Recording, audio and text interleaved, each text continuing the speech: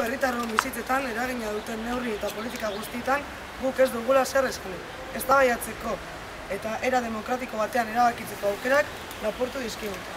Lurralde zatikako plana, PPP, gure eskualdeko herritar eta langileongan inposaketa berri bat da.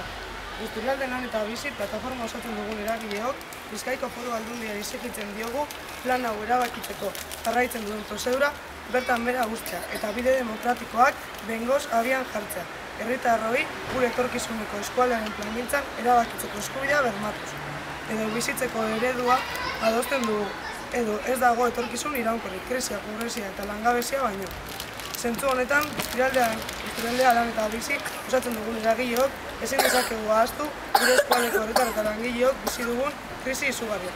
Inposatu dizkiguten neurri guztien ondorio direla. Lan erreforma,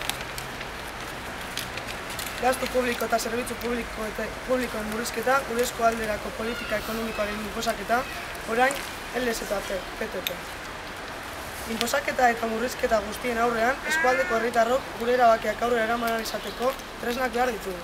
Horregaitik, Busturialdean lan eta biziko eragileok, dei berezia egin nahi dizuegu martxoaren 29an greba orokorrean era aktiboan parte hartzea. Gure esku dagoelako eskualdeko egoerari buelta emateko tresnak herritarrok berreskuratzeko.